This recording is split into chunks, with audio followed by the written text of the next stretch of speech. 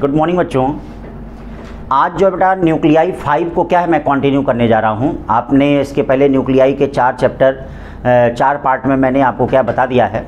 आज जो है न्यूक्लियाई 5 काफ़ी इंपॉर्टेंट पार्ट है और इसमें आज हम देखेंगे कि किस तरह से न्यूमेरिकल प्रॉब्लम वाले सेक्शन इसके आते हैं न्यूक्लियाई के। जैसे एक तो बाइंडिंग एनर्जी का सेक्शन मैंने आपको बता दिया। कल वाले लेक्चर में मैंने आपको क्या है थ्योरेटिकल पार्ट आपको बता दिया था, ठीक है, जिसमें अल्फा बीटा गामा रेज की प्रॉपर्टी हमने आपको पढ़ाया था। फिर रेडियो एक्टिव आइसोटोप्स का क्या यूज है, फिर रेडियो एक्टिव सीरीज के बारे में मैंने आपको जानकारी दी थी। अब आज के लेक्चर में बेटा रेट ऑफ डिसइंटीग्रेशन, डी के कांस्टेंट क्या होता है, किन किन फैक्टर पे डिपेंड करता है, ठीक है। फिर उसके बाद हाफ लाइफ, मीन लाइफ और आपका क्या है कैसे उस पर न्यूमेरिकल प्रॉब्लम लगेंगे जो काफ़ी इंपॉर्टेंट है, उसके बारे में मैं आपको बताऊंगा, ठीक है। तो आज का लेक्चर सबसे पहले शुरुआत हम लोग करते हैं। कहाँ से शुरुआत करते हैं? देखिए, law of radio active disintegration से हम लोग सबसे पहले शुरुआत करते हैं। Law of radio active disintegration, ये रदरफोर्ड और सॉडी का ये क्या है नियम है। रदरफोर्ड और सॉडी ने देखा कि किसी भी रेडियोएक्टिव सब्सटेंस से जो ठीक है रेडिएशन हो रहा था, मतलब जो एटम निकल रहे थे, ठीक है, जो एटम निकल रहे थे उसके रेट का मतलब जानते हैं ना, टाइम का उन्होंने स्टडी किया और ये बताया कि रेट ऑफ डिसइंटीग्रेशन मतलब जो एटम निकल रहे हैं उनका रेट किन फैक्टर पे डिपेंड करता है। तो इसका एक मैं सिंपल एग्जांपल दूं। जैसे मान लीजिए 10 रुपये आप लेके गए, 10 रुपये आप लेके गए और आपने 7 रुपये का समोसा खरीद लिया। तो ये बताइए अब खर्च करना किस पे डिपेंड करेगा। पैसे तो 7 रुपये खर्च हुए, जो बचे हुए पैसे होंगे ठीक है उसी पे तो डिपेंड करेगा आपका, जो बचे हुए पैसे होंगे उसी पे तो आपका डिपेंड करेगा। मतलब 3 रुपये पे ही अब और कुछ खर्च कर सकते हैं आप, ठीक है। तो मतलब रेट ऑफ खर्च, एक तरह से बोल रहा हूँ, रेट ऑफ खर्च डिपेंड्स ऑन द जो 3 रुपया बचा हुआ है, ठीक है। 7 रुपये तो खर्च हो गए। तो ऐसे ही बेटा यहाँ पर भी ध्यान दीजिएगा। मतलब क्या कहने का मतलब एकदम सिंपल देहाती भाषा में, सिंपल लैंग्वेज में कि बेटा 10 रुपये अगर आप है, 10 रुपये में 7 रुपये का आप समोसा खा गए। तो अब ये बताइए कि रेट ऑफ खर्च मतलब खर्च करने का रेट जो है अब किस पे डिपेंड करेगा, ठीक है। ये 3 रुपये पे डिपेंड करेगा क्योंकि 3 ही रुपये आपके पास बचा है ना, ठीक है। अब 3 रुपये में जो भी आपके पास मार्केट में मिलती हो, अगर इस वैल्यू में इतने पैसे में, तो वो चीज़ आप परचेज कर सकते हैं। तो यहाँ पर बेटा इसी तरह से है law of radio active disintegration. इसमें क्या है, मान लीजिए कोई भी रेडियो एक्टिव सब्सटेंस है, ये देखिए कोई भी रेडियो एक्टिव सब्सटेंस है, कुछ भी है, ये सपोज करिए ये रेडियो एक्टिव सब्सटेंस है, ठीक है, रेडियो एक्टिव सब्सटेंस है। इसकी जो क्वांटिटी है, इनिशियल क्वांटिटी जो है, ध्यान दीजिएगा, इनिशियल क्वांटिटी, ठीक है, इसकी जो इनिशियल क्वांटिटी है, ये देखिए जो इनिशियल क्वांटिटी है वह n0 है, मतलब एट t=0 पे। ये इनिशियल टोटल मात्रा है, कुल मात्रा है, यानी इसको हम लोग क्या कहते हैं, ठीक है, ये कुल मात्रा। इसमें थोड़ा लैंग्वेज का ध्यान दीजिएगा, ये कुल मात्रा है n0 एट t=0। मान लीजिए dt टाइम में dn पार्ट इसका डीके हो रहा है, dt टाइम में, ठीक है। मान लो इन dt टाइम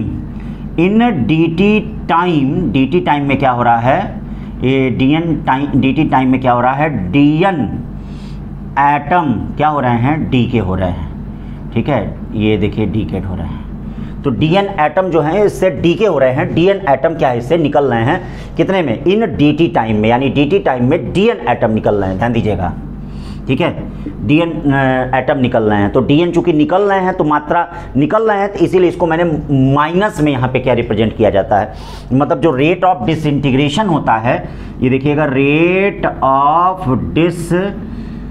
इंटीग्रेशन जो होता है, रेट ऑफ डिसइंटीग्रेशन जो होता है, इसको -dn/dt हम लोग लिखते हैं, ठीक है। चूंकि माइनस ये बता रहा है कि जैसे ये dn निकल रहा है, और कुछ नहीं माइनस बता रहा है, माइनस ये बता रहा है कि ये dn निकल रहा है, ठीक है। और अब देखिए इसमें जो बचे हुए एटम हैं, अनडीके एटम जो हैं, ठीक है, याद रखिएगा अनडीके। जैसे मान लीजिए आपने 10 रुपये है आपके पास, ये 10 रुपये है, ये देखिए 7 रुपये का आपने समोसा खा लिया। अब बचे हुए एटम, अनडीके एटम, ये देखिएगा, तो अनडीकेड एटम में क्या हो गया, ठीक है, यानी क्या कहने का मतलब बचे हुए एटम। ध्यान से बेटा एक एक बात को, बचे हुए एटम, ये देखिए अनडीके एटम मतलब अनडीके एटम का मतलब क्या है, बचे हुए एटम क्या हो गए, ये देखिए बेटा, ये बचे हुए एटम कितने हो गए, n हो गए। यानी जो अनडीके एटम हो गया, जो बचे हुए एटम हो गए वो कितने हो गए, अनडीके एटम कितना हो गया, ये देखिए ये n हो गया और ये बचे हुए एटम हो गया। तो रदरफोर्ड और सॉडी का नियम क्या कहता है, रदरफोर्ड और सॉडी का ये नियम कहता है कि rate of disintegration directly proportional to undecay atom, ठीक है, rate of disintegration directly proportional to undecay atom. यानी रेट ऑफ डिसइंटीग्रेशन जो यहाँ पे होगा, ध्यान दीजिएगा, रेट ऑफ डिसइंटीग्रेशन, डिसइंटीग्रेशन, ये ध्यान दीजिएगा, डिसइंटीग्रेशन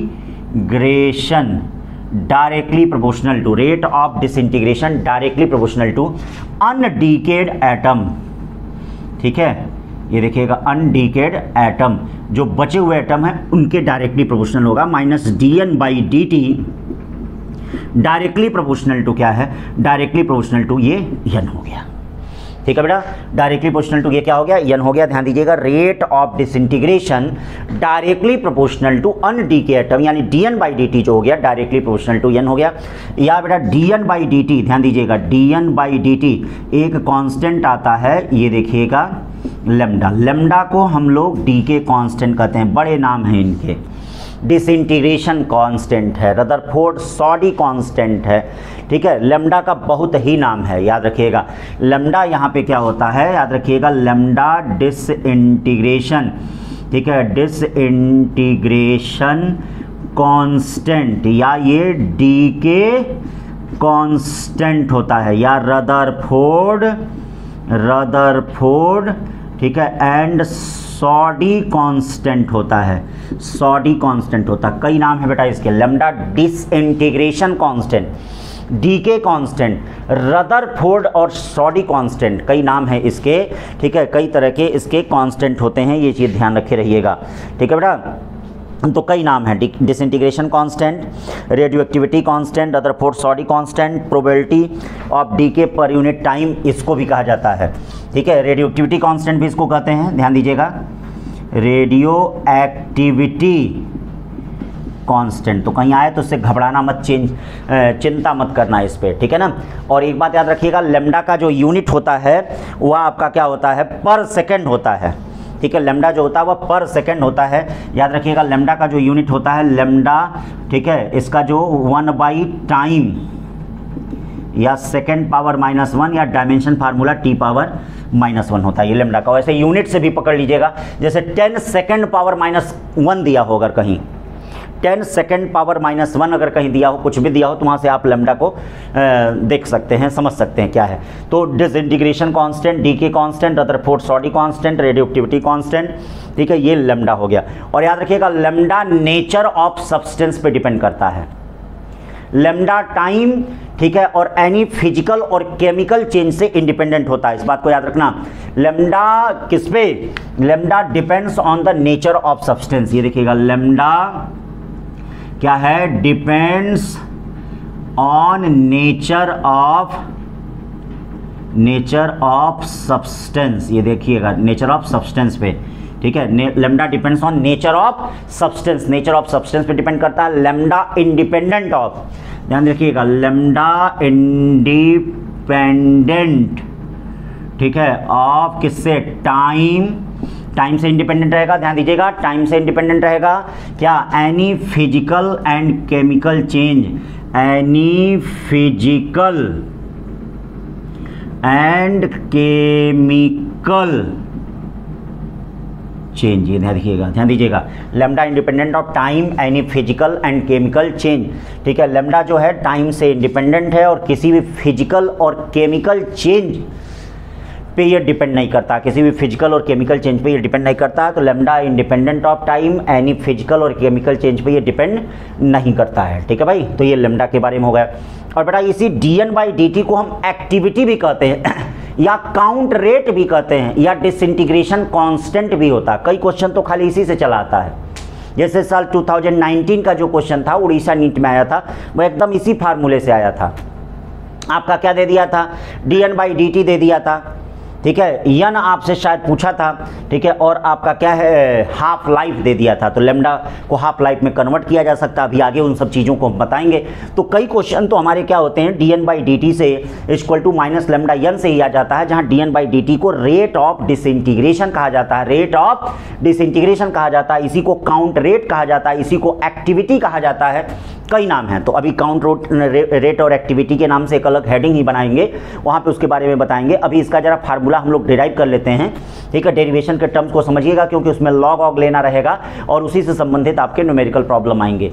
तो ये देखिए dn/dt इक्वल टू माइनस क्या हो गया, लेमडा यन हो गया, माइनस लेमडा यन हो गया। तो ये देखिए dn/dt माइनस लेमडा यन हो गया, जहाँ लेमडा 1/टाइम हो गया। अब देखिए बेटा, इसी में ध्यान दीजिए, ये बताइए, ठीक है, कि initial quantity at time t equal to 0 पे यन नॉट है, initial quantity at time t equal to 0 पे यन नॉट है, और अनडीके एटम जो हैं वो आपके क्या है, ये t इक्वल टू t पे हैं, कितने पे हैं, t इक्वल टू t पे हैं अनडीके एटम। तो अब हम क्या कर लेते हैं, जरा एक रिलेशन ऑब्टेन कर लेते हैं, मतलब इस dn की वैल्यू कहाँ से कहाँ तक वेरी कर रही है, dn जो है, ठीक है, मतलब इसकी वैल्यू कहाँ से कहाँ तक वेरी कर रही है, इसकी वैल्यू जो यन नॉट से लेके यन तक हो रही है, जैसे यन नॉट इनिशियल है, ठीक है, और यन तक ये क्या है, हो रहा है।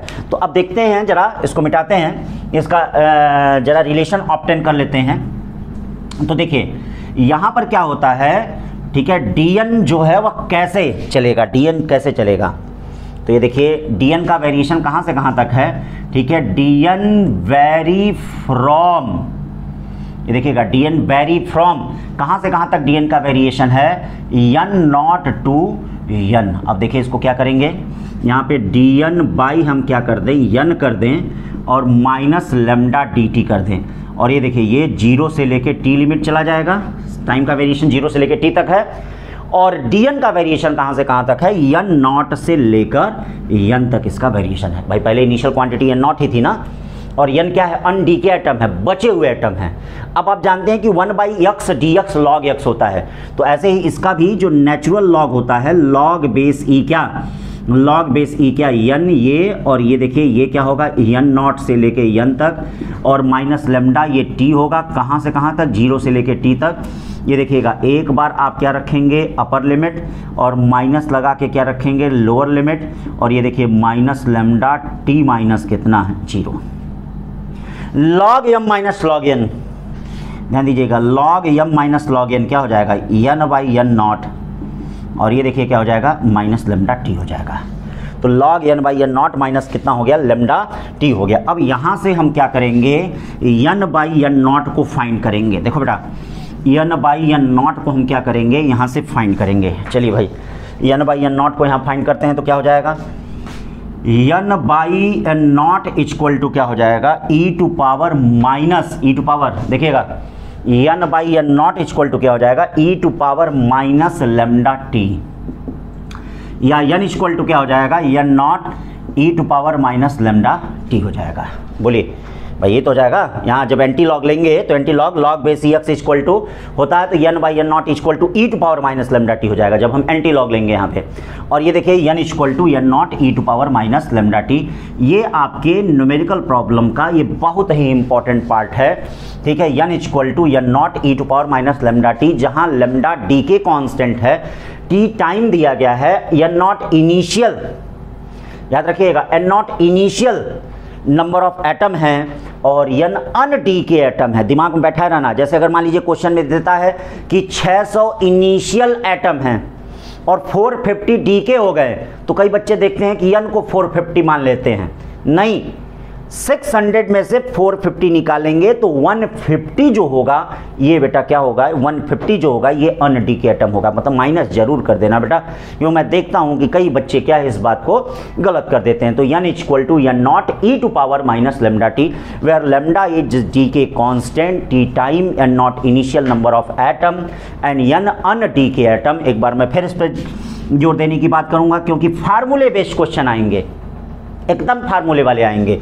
तो ये क्या होगा, अनडीकेड एटम, अनडीके एटम, याद रखिएगा, n naught initial number of atom, lambda आपका डीके कांस्टेंट t, और e एक्सपोनेंशियल है, ई की वैल्यू जो होती है 2.73 लगभग होती है, ई एक्सपोनेंशियल होता है। तो अब ये देखिए एक्सपोनेंशियल है तो इसका ग्राफ भी एन और टी के बीच में एक्सपोनेंशियल डीके कर्व मिलेगा। याद रखिएगा उसके ग्राफ से भी कई चीज़ें ठीक है निकाली जाती हैं, उसका ग्राफ का भी वेरिएशन जो होता है, मतलब इसका जो ग्राफ बनेगा एन और टी के बीच का जो ग्राफ बनेगा वो भी क्या है, एक्सपोनेंशियल डीके कर्व बनेगा। देखिए एन और टी के बीच का जो ग्राफ होगा वह एक्सपोनेंशियल डीके कर्व बनेगा। तो एन और टी के बीच का जरा ग्राफ देख लेते हैं। ये देखिए ये क्या दिया गया, ये एन दिया गया है और टी दिया गया है। हमेशा ध्यान दीजिए एन और टी के बीच का एक्सपोनेंशियल ग्राफ, तो एन और टी के बीच का जो ग्राफ होगा वह देखो यहाँ से स्टार्ट होगा और ऐसे इस प्रकार से क्या है आएगा, एक्सपोनेंशियल डीके कर्व होगा। ये जो है इसकी क्या है, ये इनिशियल क्वांटिटी एन नॉट है और जैसे जैसे टाइम की वैल्यू आप रखते जाएंगे, जैसे टाइम की वैल्यू 0 है तो देखिए n equal to n naught है। यहाँ टाइम की वैल्यू 0 है तो एन इक्वल टू कितना है, एन नॉट है। टाइम की वैल्यू 2 सेकंड रखते हैं, 3 सेकंड रखते हैं, 4 सेकंड रखते हैं, जैसे जैसे आप रखते जाते हैं वैसे वैसे इसकी वैल्यू क्या है, ऑब्टेन होती जाएगी। तो जो ग्राफ वाले क्वेश्चन हो आएंगे उन ग्राफ वाले क्वेश्चनों में हम आपको बताएंगे कि किस तरह से ग्राफ यहाँ पे कंसीडर किया जाता है, ठीक है ना, कैसे कैसे क्या वैल्यू होती है। ठीक, अब इसी में देखिए न्यूमेरिकल प्रॉब्लम लगाने के लिए इसी के इक्विवेलेंट एक और फार्मूला होता है। जैसे मान लीजिए अगर किसी का आप क्यूब रूट आसानी से निकाल दें, ठीक है, जैसे 1/2 पे 3 निकाल दें, 1/2 पे 4 निकाल दें, 1/2 पे 5 निकल जाए, तो इसी के इक्विवेलेंट एक और न्यूमेरिकल प्रॉब्लम होता है। जैसे इसमें क्या होता है, कैलकुलेशन में थोड़ी सी दिक्कत होती है। अरे भाई आपको 2.73 रखना पड़ेगा, फिर 2.73 का पावर निकालना पड़ेगा कि 3 गुना होगा, 4 गुना होगा, 5 गुना होगा, ठीक है। तो मान लीजिए 2 टाइम्स अगर 3 टाइम्स तक होता है तो हम ट्राई कर सकते हैं, कैलकुलेशन कर सकते हैं, लेकिन अगर ज़्यादा हो जाएगा तो हमारे लिए दिक्कत हो जाएगी। तो इसीलिए न्यूमेरिकल प्रॉब्लम में इसी के इक्विवेलेंट एक और फार्मूला होता है। और ये फार्मूला क्या काम करता है, जैसे मान लीजिए किसी पत्थर की उम्र निकालना हो, ठीक है, जैसे कहे कि भैया कोई पत्थर है उसमें से इतना डीके हो रहा है, कोई हड्डी है, ठीक है, करा कि कार्बन डेटिंग में उसको ले जाया गया, उसमें इतना % डीके हो गया, इतना पार्ट निकल गया। अब बताइए उस हड्डी कितनी साल पुरानी है, कितने वर्ष पुरानी है, ठीक है। तो ये सब चीज़ें, जैसे मान लीजिए डायनासोर के जो अंडे मिले थे या जो भी मिले थे, उस आधार पे ये पता लगाया गया कि ना कि आखिरकार ये डायनासोर कितना पुराना है या कोई पर्वत कितना पुराना है। ये सब किस बेसिस पे होता है, ये सब रेडियो एक्टिविटी के बेसिस पे होता है। तो वो काम तो हम लोगों को नहीं करना है, लेकिन हाँ न्यूमेरिकल प्रॉब्लम उससे रिलेटेड आएंगे और उन सब के लिए न्यूमेरिकल प्रॉब्लम के लिए सदाबहार एक फार्मूला ये है, एक और फार्मूला है, उसको देख लेते हैं। चलिए दूसरा फार्मूला देखिए क्या है। दूसरा फार्मूला देखो बेटा, दूसरा फार्मूला इसमें इसी फार्मूले के equivalent n equal to n naught 1/2 to power क्या है, n है। ये देखिएगा इसी के इक्विवेलेंट, ठीक है, जहां n क्या है, नंबर ऑफ हाफ लाइफ है। याद रखिएगा n क्या है, नंबर ऑफ हाफ लाइफ है। याद रखिएगा n क्या है, n ध्यान दीजिएगा नंबर ऑफ, ठीक है, हाफ लाइफ है। n क्या है, नंबर ऑफ हाफ लाइफ है। अगर मान लीजिए कहीं उम्र निकालना होता है, ठीक है, अब देखिए n naught initial number of atom, n undecayed atom. जैसे मान लीजिए कहीं उम्र निकालना हो, उम्र, तो याद रखो ये उम्र जो होता है, उम्र एज जिसको कहते हैं, उम्र निकालना हो, ठीक है, एज जिसको कहते हैं, या टोटल टाइम एक ही चीज़ होता है, टोटल, ठीक है, टोटल टाइम तो आप जानते होंगे, total time t equal to, तो total time t equal to क्या होता है, ये ध्यान दीजिए, number of half life into क्या, t हाफ। ये देखिए इस तरह से होता है, ठीक है, ये देखिएगा। तो अगर आपको यहाँ पर क्या होता है, जैसे कोई पत्थर है, अगर दे दिया, कह दिया कि कोई पत्थर है, ठीक है, उसके 600 kg क्या है बचा हुआ है, 450 ग्राम डीके कर गया, 450 ग्राम डीके कर गया। अगर उसकी अर्ध आयु 50 साल है तो उस पत्थर की उम्र बताइए कितने साल का वह पत्थर है, कितने साल का पत्थर है। तो भाई अगर एक तुरंत अगर दे दिया जाए किसी को जो ये चैप्टर से पढ़ा ना होगा, तब तो कहेगा पागल हो गए हो, पत्थर की कोई उम्र बता पाएगा। लेकिन नहीं, आप लोग ही बताएंगे, कहेंगे कि ये देखिए 600 है नहीं n नॉट, ठीक है, और ये क्या हो जाएगा 150 हो जाएगा। उस बेसिस पे n की वैल्यू आप निकाल लेंगे n की वैल्यू, और n की वैल्यू जब आप निकाल लेंगे तो t हाफ आपको पता ही है। तो ये देखिए टोटल टाइम क्या उम्र पता हो जा रही है कि नहीं पत्थर की। तो इस तरह से इस बेसिस पे आप टोटल उम्र जो है पत्थर की निकाल लेंगे। तो आपके लिए बेटा न्यूमेरिकल प्रॉब्लम के लिए n equal to n naught 1/2 to power n, n की वैल्यू 1 रखेंगे 1/2 आएगा, n की वैल्यू 2 रखेंगे 1/4 आएगा, n की वैल्यू 3 रखेंगे 1/8 आएगा। जैसे भी होगा उनको न्यूमेरिकल प्रॉब्लम में अभी हम लोग डील करेंगे, ठीक है। अब हम लोग एक्टिविटी जरा देख लें, क्या देख लें, एक्टिविटी। चलो भाई, अब देखो एक्टिविटी क्या होता है। जैसे अभी तो आपने रेडियोएक्टिव डिसइंटीग्रेशन जाना, छोटी छोटी चीज़ें हैं, इस चैप्टर में उन सबको जान लिया जाए तब जाके न्यूमेरिकल प्रॉब्लम लगाया जाए, अच्छे अच्छे क्वेश्चन कैसे कैसे हैं, कब कब आए हैं, क्या क्या आया है। तो देखिए एक्टिविटी क्या होता है, जो रेट ऑफ डिसइंटीग्रेशन होता है -dn/dt, इसी को एक्टिविटी या काउंट रेट कहते हैं। देखिए उसका नाम क्या हो गया, डिसइंटीग्रेशन कांस्टेंट, काउंट रेट या एक्टिविटी कहते हैं। तो एक्टिविटी यहाँ पे क्या हो गया, रेट ऑफ डिसइंटीग्रेशन, ये देखिएगा rate of disintegration, rate of disintegration और count rate, rate of disintegration और count rate of a substance is called activity, उसको एक्टिविटी कहते हैं। -dn/dt आर, ये देखिए एक्टिविटी होता है, -dn/dt आर एक्टिविटी होता है।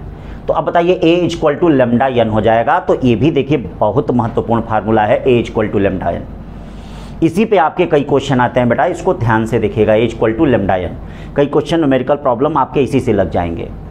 अब इस तरह से जो डिसइंटीग्रेशन जो फार्मूला था आपका या NOT के बीच में, वो फार्मूला आपका नंबर ऑफ एटम के लिए भी सही होता है। ये देखिए नंबर ऑफ एटम के लिए भी सही होता है ये, यानी = n0 e⁻ λt।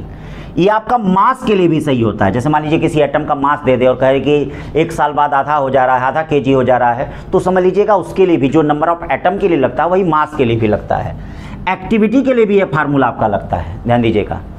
एक्टिविटी के लिए जैसे देखिए एक A = λn है और एक A = a0 e⁻ λt है, जहाँ λd के कॉन्स्टेंट टी टाइम है, यानी = a0 e⁻ λt, m = m0 e⁻ λt। ये आपका यहाँ पे क्या हो गया, मास हो गया।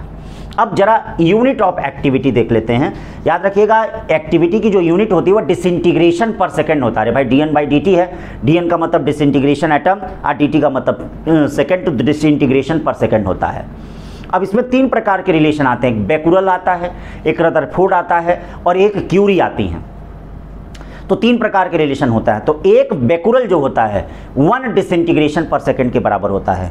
एक रदरफोर्ड जो होता है वह 10⁶ डिसइंटीग्रेशन पर सेकंड के बराबर होता है। ध्यान दीजिएगा, एक बेकुरल, यानी बेकुरल देखिए आता है, क्यूरी आता है, रदरफोर्ड RD आता है।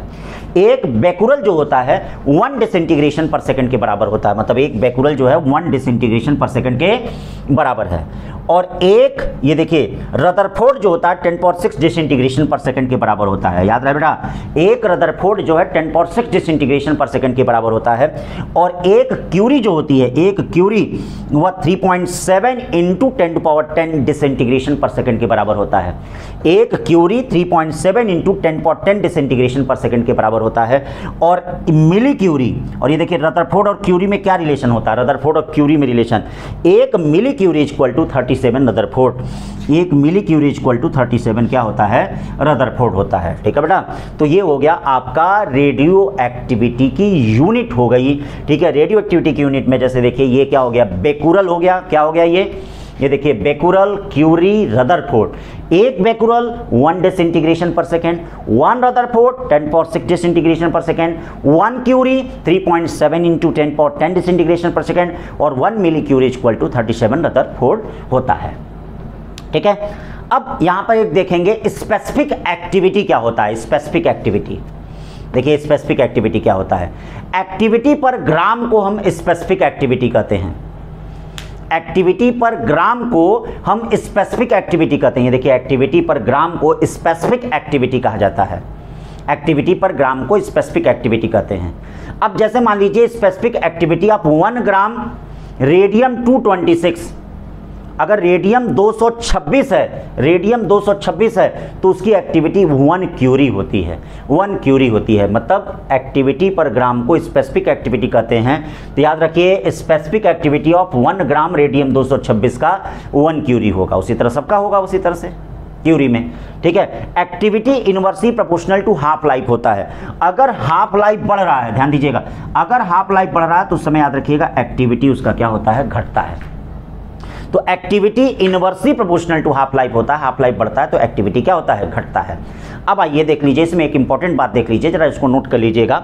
The activity of radio active substance decrease, मतलब जो एक्टिविटी होती है, रेट ऑफ डिसइंटीग्रेशन जो होता है वह डिक्रीज करता है, डिक्रीज करता है as the number of undecayed nuclei decrease with time.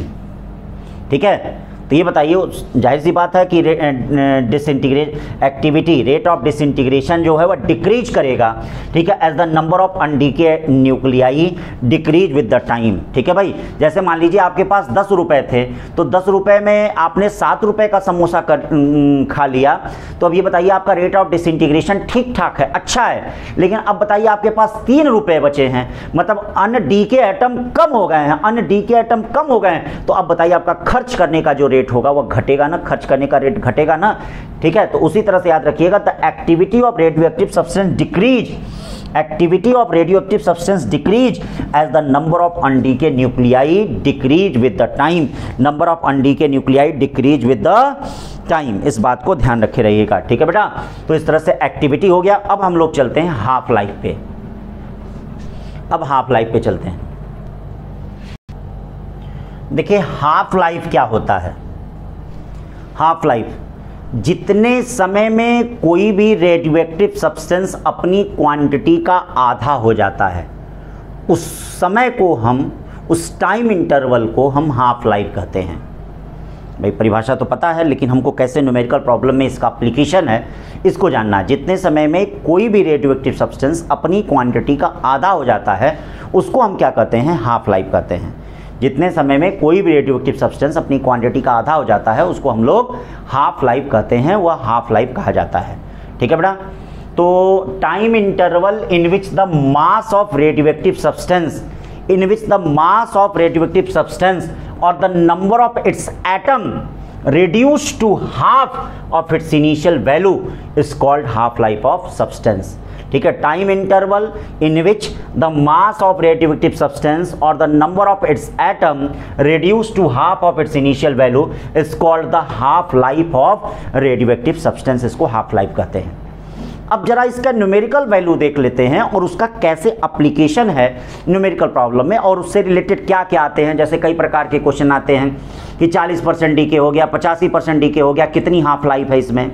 1/3 DK हो गया, 2/3 डीके हो गया, कितनी हाफ लाइफ है इसमें। ठीक है, मतलब 1/3 डीके और 2/3 डीके होने के बीच में कितना समय है।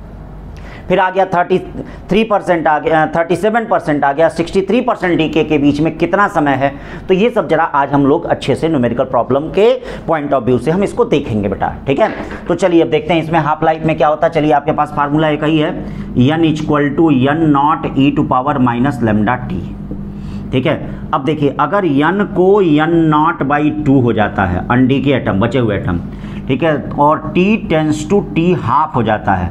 अब देखिए ये क्या हो जाएगा, n की जगह रखेंगे तो ये क्या हो जाएगा, n0/e, n0 e⁻ λT पे हाफ, या e⁻1 e⁻ क्या हो जाएगा, t हाफ हो जाएगा। अब बताइए बेस सेम है, बोलो भाई बेस सेम है, यहाँ पर बेस क्या है, सेम है। ठीक है, यानी सॉरी 1/2, सॉरी यहाँ पर क्या कह रहा है, 1/2 रखे हैं ना, 1/e नहीं रखे हैं।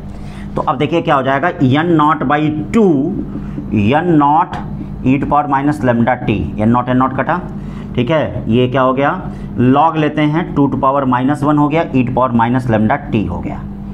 चलिए देखिए अब इसका लॉग लेते हैं, इसका लॉग ले रहे हैं बेटा, क्या हो जाएगा, ये देखिए इसका लॉग अगर लेंगे तो log base e2 = log lambda, ये बेस, देखिए इसका लॉग लेंगे, लॉग का रूल हमने आपको बताया है, ये लॉग लेंगे तो e खत्म हो जाएगा, तो क्या बचेगा, λT बचेगा। क्या बचेगा, λT बचेगा।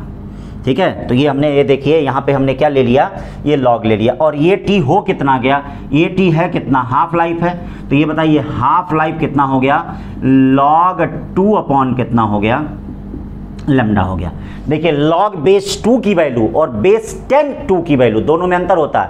बेस 10 2 की वैल्यू होती है 0.3010, और बेस E2 की वैल्यू जो होती है वह ध्यान दीजिएगा, ये होता है 0.6931 क्या, लैम्डा। ये देखिएगा ये t हाफ हो गया कि नहीं, याद रखना log base EX 2.303 log base 10XC, ये रिलेशन होता है, इसकी ज़रूरत पड़ेगी। और लॉग का रूल इसमें आना चाहिए इस चैप्टर में।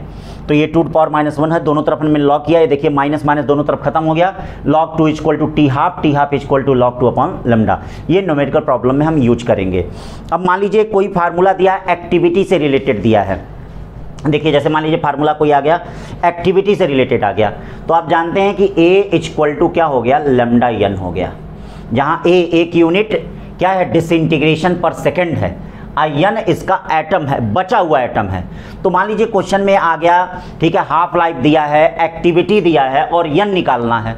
हाफ लाइफ दिया है, एक्टिविटी दिया है और n निकालना है। तो ये देखिए इसी फार्मूले को आप लिख सकते हैं, A इक्वल टू ये लैम्डा इक्वल टू क्या हो जाएगा, 0.6931 अपॉन टी हाफ, और ये देखिए n हो गया। तो इस तरह से ये फार्मूला भी बड़ा इंपॉर्टेंट है, जरा दिमाग में बैठाए रखना बेटा। जो जो चीज़ें बता रहे हैं ना, कैसे न्यूमेरिकल अप्रोच है उस पर ध्यान दीजिएगा, ठीक है। मेरा मेन मोटो वही है बताना, और वही जैसे अब सब बच्चा जानता है, लेकिन क्या होता है वो मिक्स नहीं कर पाता है, इस वजह से मिलजुल के नहीं रह पाता है। भाई देखिए इतिहास कहा है, मिलजुल के रहिए, मिला जुला खाइए भैया, वही क्या है, स्वस्थ रहेगा, वही मस्त रहेगा, वही देश प्रगति करेगा, ठीक है। तो यहाँ पर ये equal to 0.6931 upon T half lambda हो गया।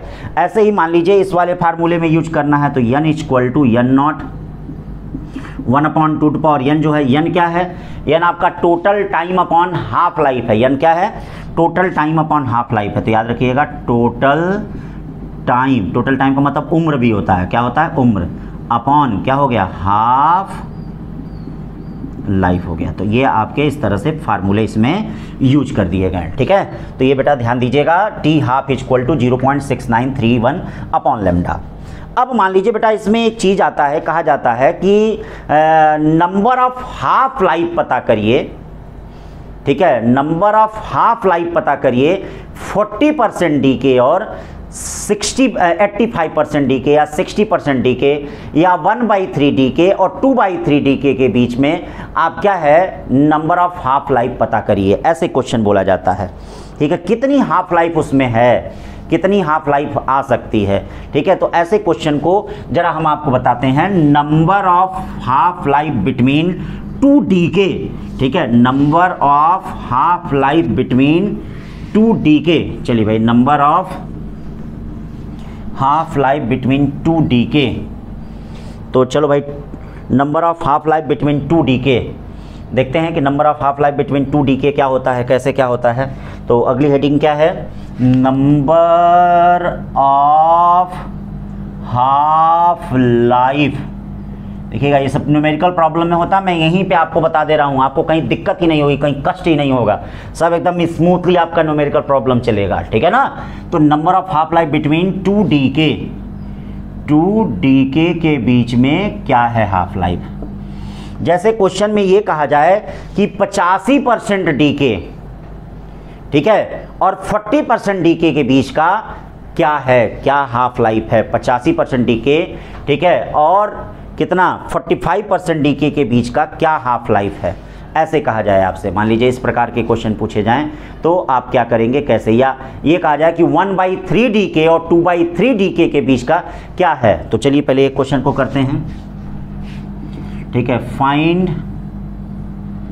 Number of half life between 1/3 decay and 2/3 decay. चलिए मान लीजिए इनिशियल, अब इसको देखते हैं, इनिशियल क्वांटिटी इनकी मान लीजिए, इनिशियल क्वांटिटी इनका क्या है, n नॉट। अब 1/3 डीके हुआ है तो इसमें बची हुई क्वांटिटी जरा देख लेते हैं।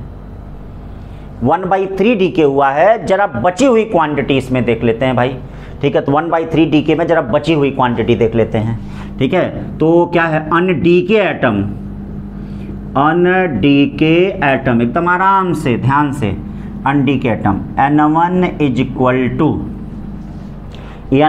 टू क्या हो जाएगा, 1 - 1/3 n नॉट, यानी 2/3 n नॉट, ये हो गया। फिर अनडीके एटम उसमें जरा देख लेते हैं, अनडीके एटम किसमें, दूसरे वाले में देख लेते हैं, n2 equal to 1 - 2/3 n naught equal to 1/3 n naught. बोलिए भाई अनडीके एटम निकल गया कि नहीं। अनडीके एटम इसमें देख लेते हैं, n2 इक्वल टू 1 - 2/3, ठीक है, n naught equal to 1/3 n naught, ठीक है। अब देखो इसमें क्या करते हैं बेटा, इसमें हम क्या करते हैं, इस n2 में n1 से डिवाइड करते हैं। देखो तरीका देखना, ध्यान देना, n2 में n1 से डिवाइड करते हैं। तो जब n2 में n1 से डिवाइड करेंगे तो 3 3 कट जाएगा, 1/2 आया। और फिर अब यहाँ पर ये लगा लेते हैं। यहाँ देखो क्या करते हैं, यहाँ 1/2 आ रहा तो 1, अगर 1/4 आता तो यहाँ 2 आता। मतलब ये जो होता है वह n की वैल्यू होती है। कितनी इसकी वैल्यू होती है? n। ठीक है, ये देखिए n2/n1 किया तो 1/2 पावर n आया, ये n की वैल्यू। और n जो होता है यहाँ पर वह क्या होता है? n जो होता है नंबर ऑफ हाफ लाइफ होता है, नंबर ऑफ हाफ लाइफ होता है। तो बताइए कितना हाफ लाइफ है? 1। ठीक है, कितना नंबर ऑफ हाफ लाइफ है? तो यहाँ पर 1 हाफ लाइफ है। कितना हाफ लाइफ है? 1 हाफ लाइफ है। ठीक है ना? ठीक है, तो क्वेश्चन में अगर ये कहे कोई भी रेडियोएक्टिव सब्सटेंस है उसकी हाफ लाइफ 50 मिनट है, उसकी हाफ लाइफ 50 मिनट है, और कहे कि 1/3 डीके और 2/3 डीके के बीच का समय क्या होगा, तो आप कहेंगे कि 1/3 डीके और 2/3 डीके में क्या लग रहा है? 1 हाफ लाइफ लग रहा है। इसका मतलब 50 दिन या 50 साल जो भी होगा वह उसका लगेगा। ऐसे ही इसमें 37 और 63% का भी होता है। जैसे मान लीजिए 1/3 डी जगह 1/3 डी के की जगह क्या दिया हो, इसमें दिया हो 37% और 63% डी के दिया हो, तो उसमें भी यही काम हम करते हैं। ठीक है ना बेटा? तो ये चीज़ ध्यान रखिएगा। एक और क्वेश्चन इसी पे देख लेते हैं, एक और कॉन्सेप्ट इसी पे देख लेते हैं जो नीट का आया हुआ है। ठीक है, एक और कॉन्सेप्ट इसी पे देख लेते हैं, बातों को समझिएगा। ठीक है, नीट का आया हुआ क्वेश्चन था, उसमें क्या दिया गया था? क्वेश्चन में ये दिया गया था, क्वेश्चन में दिया गया था कि हाफ लाइफ 50 दिन दे दिया था। ठीक है, find time between, find total time between 40% decay and 85% decay, 45% decay and 85% decay. मतलब कह रहा 40% किसी भी रेडियोएक्टिव सब्सटेंस के 40% डीके और 85% डीके के बीच का समय बताओ, टोटल टाइम बताओ। तो फिर वही काम हम करेंगे। ये देखिए 40% डीके हो रहा है, तो अब हम सोल्यूशन में क्या करेंगे बेटा? सोल्यूशन में यहाँ ध्यान दीजिएगा, सोल्यूशन में हम क्या करेंगे? अन डीके एटम निकालेंगे। चलिए पहला अन डीके एटम निकाल लेते हैं। Undecayed atom n1 equal to, देखिए 40% डीके हो रहा है। ठीक है, तो 1 माइनस 0.4 कर लेते हैं n0, या ये आ गया 0.6 n0 आ गया। बताइए 40% डीके में आ गया कि नहीं? फिर उसके बाद अन डीके एटम दूसरे का निकाल लेते हैं। n2 इक्वल टू क्या? 1 माइनस क्या 0.85 n0 इक्वल टू 0.15 n0 हो गया। बोलिए हो गया। अब हम n2/n1 करते हैं। फिर किए थे n2/n1 तो चलिए n2/n1 करेंगे। 0.5 n0 0. क्या 6 n0, 15 चौके 60, 1/4 या 1/2 टू पावर क्या हो गया? ये देखिएगा 2 हो गया। देखिए 1/2 टू पावर 2 हो गया। देखिए 1/2 टू पावर 2 हो गया। अब यहाँ बताइए, यहाँ नंबर ऑफ हाफ लाइफ कितना आ रहा है? 2 आ रहा है। आ रहा है कि नहीं? यानी नंबर ऑफ हाफ लाइफ कितना आ रहा है? 2 आ रहा है। तो बताइए नंबर ऑफ हाफ लाइफ कितना आ गया? 2 आ गया। ठीक है, तो इसका मतलब नंबर ऑफ हाफ लाइफ यहाँ पे क्या आ गया? नंबर ऑफ हाफ लाइफ कितना हो गया बेटा? 2 हो गया। ध्यान दीजिएगा, नंबर ऑफ हाफ लाइफ कितना हो गया? 2 हो गया। यानी 40% डीके और 85% डीके के बीच का नंबर ऑफ हाफ लाइफ कितना हो गया? 2 हो गया। अब आपको बताना है कि टोटल टाइम क्या होगा। ध्यान दीजिएगा, अब आपको बताना है कि क्या है टोटल टाइम क्या होगा। तो टोटल टाइम इक्वल टू क्या हो गया? 2 इंटू कितना? 50, इसका मतलब 100 दिन। तो समझ गए बेटा कैसे हो रहे हैं क्वेश्चन? ये छोटे छोटे क्वेश्चन कैसे हो रहे हैं। तो ये हाफ लाइफ से रिलेटेड था। मतलब एक तो हाफ लाइफ आप जानते ही रहिए, ठीक है, कि जितने समय भी कोई क्वांटिटी अपनी मात्रा की आधी हो जाती है उसको हम हाफ लाइफ कहते हैं। और जब इस प्रकार के क्वेश्चन आए कि 1/3 डीके और 2/3 डीके में कितनी हाफ लाइफ है, 40% और 85% डीके में कितनी हाफ लाइफ है, मतलब कितना बार वह क्या है हाफ लाइफ आ रहा है। ठीक है, तो आप उसको इस प्रकार से उन क्वेश्चनों को करेंगे। ठीक है, अब हम लोग देख लेते हैं इसमें मीन लाइफ क्या है। चलो भाई, मीन और एवरेज लाइफ देखते हैं जरा। मीन और एवरेज लाइफ देखते हैं। तो मीन और एवरेज लाइफ क्या है? वह समय जितने समय में कोई भी रेडियोएक्टिव सब्सटेंस एक्टिव रहते हैं उस समय को हम मीन लाइफ कहते हैं। जितने समय में कोई भी रेडियो एक्टिव सब्सटेंस एक्टिव रहते हैं उसको हम लोग क्या कहते हैं, मीन लाइफ कहते हैं। जितने समय में कोई भी रेडियो एक्टिव सब्सटेंस एक्टिव रहते हैं उस समय को मीन लाइफ कहा जाता है। तो क्या, the time for which radio active materials remains active is called mean life, उसको मीन लाइफ कहा जाता है। जिस समय में रेडियो एक्टिव मटेरियल एक्टिव होते हैं उसको मीन लाइफ कहते हैं। या उसकी परिभाषा क्या है, tau equal to sum of lifes of all atom upon total number of atom. ये देखिएगा, sum of lifes of all atom, सारे एटम की जो लाइफ है upon total number of atom, या इसी को डिराइव करते हैं। डेरिवेशन हम नहीं बता रहे हैं, जरूरत भी नहीं है क्योंकि बोर्ड के सिलेबस में तो एकदम नहीं है, और दूसरा आपका कंपटीशन में केवल ही जानना टाउ इक्वल टू 1/λ। या एक बात ये भी याद रखिएगा, लैम्डा और इसमें क्या रिलेशन होगा, 0.6931 और टी हाफ। भाई टी हाफ इक्वल टू क्या होता है, 0.6931 अपॉन लैम्डा आता है, तो लैम्डा इक्वल टू क्या हो जाएगा, 0.6931 अपॉन टी हाफ। ये देखिएगा, ये टाउ और इसमें भी रिलेशन हो गया, ठीक है ना। तो ये चीज़ ध्यान रखे रहिएगा, ठीक है। अब यहाँ पर क्या कहा जा रहा कि देखिए, ये तो हो गई दूसरी डिफिनीशन कि the tau equal to sum of lifes of all atom total number of atom. देखिए न्यूमेरिकल प्रॉब्लम में हमको यही लगाना है, इसी से हमारा न्यूमेरिकल प्रॉब्लम आएगा। तो 1/λ टी हाफ अपॉन 0.6931।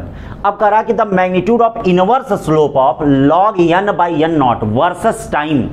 क्या कह रहा है, the magnitude of inverse slope, या देखिएगा magnitude of inverse slope log n/n0 versus time, ठीक है, is known as mean life. उसको क्या कहा जाता है, मीन लाइफ कहा जाता है। ये देखिएगा, the magnitude of inverse slope of log n/n0 versus time is known as mean life, उसको मीन लाइफ टाइम का कहा जाता है। अब जरा देख लिया जाए ये आखिरकार परिभाषा कहाँ से आई, और इसी बेसिस पे हम लोग log n/n0 और टाइम के बीच का एक ग्राफ भी प्लॉट करेंगे, ठीक है। तो चलिए देख लेते हैं। अब आपको देखिए क्या मालूम है, n इक्वल टू n0, ये देखिए n equal to n0 e to power minus n equal to n0 e to power minus lambda T आपको पता है कि नहीं। अब देखिए इसको ऐसे कर लीजिए, n/n0 equal to e to power minus lambda T कर लीजिए। दोनों तरफ log ले लीजिए, नेचुरल log लीजिएगा, n/n0 यहाँ लेंगे तो एक्सपोनेंशियल खत्म हो जाएगा, लैम्डा टी हो जाएगा। अब देखिए ये किसकी तरह लग रहा है, y equal to minus mx की तरह लग रहा है। बोलो भाई, लग रहा है कि नहीं y equal to minus mx की तरह, ठीक है। तो y equal to minus mx की तरह लग रहा है, ठीक है, y equal to minus mx की तरह लग रहा है। अब ये देखिए, ये इसका अगर ग्राफ आप प्लॉट करेंगे, ये देखिए अगर आप इसमें ग्राफ प्लॉट करते हैं तो ये देखो y equal to minus mx का, ये भी पूछा जाता है ग्राफ, log n/n0 और टाइम के बीच का ग्राफ। ये देखिए log n/n0 और टाइम के बीच का ग्राफ क्या हो जाएगा, तो y equal to minus mx भी। तो ये देखिए, ये जो निगेटिव स्लोप है इसी को हम माइनस लैम्डा कहते हैं कि नहीं। तो अब बताइए लैम्डा क्या होता है, 1/τ होता है, लैम्डा 1/τ होता है। तो यहाँ परिभाषा क्या कहा गया है, the magnitude of inverse slope का मतलब क्या, ये देखिए log n/n0 upon time equal to lambda है, लैम्डा इक्वल टू 1/τ, यही तो है। तो ये देखिए log n/n0 t का स्लोप निकालेंगे, उसका इनवर्स यानी उसका उल्टा, ठीक है भाई। देखिए उसका उल्टा ना टाइम टाउ के बराबर आ रहा है, ठीक है, क्योंकि लैम्डा तो डी के कांस्टेंट है। तो ये देखिएगा log n/n0 और टाइम का जो स्लोप है उसका इनवर्स उसका उल्टा किसके बराबर होता है, ये ध्यान रखिएगा, मीन लाइफ के बराबर होता है। कि यहाँ से ये भी परिभाषा क्या है, बड़ी इंपॉर्टेंट है, ये ध्यान रखे रहिएगा, ठीक है। तो n equal to n0 e to power minus lambda T है। तो यहाँ पर देखिए हमने क्या कर दिया, ये n/n0 दोनों तरफ log ले लिया, तो y equal to minus mx का आया।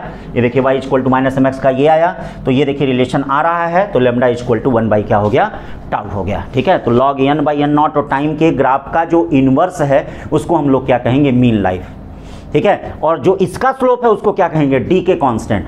log n/n0 और टाइम का जो स्लोप है उसको क्या कहेंगे, डी के कांस्टेंट। और log n/n0 और टाइम के स्लोप का जो इनवर्स है उसको क्या कहेंगे, मीन लाइफ। दिमाग में बैठा ही रहिएगा, ठीक है। तो ये हो गया तीसरी डिफिनीशन। चौथी डिफिनीशन क्या है, mean life is the time interval, ठीक है, when an decay atom is 37% of total number of atom। Undecayed atom will become 37% of total atom, मतलब जितने समय में, ठीक है, बचे हुए एटम की संख्या टोटल संख्या की 37% हो जाती है, उसको हम अनडीके एटम कहते हैं। ठीक है भाई, ये हो गया। फिर उसी तरह से, ठीक है, या तो ये हो गया कि खर्च हुए की संख्या 63% हो जाए, बचे हुए की संख्या 37%, तो खर्च कितना हुआ? 63% हुआ।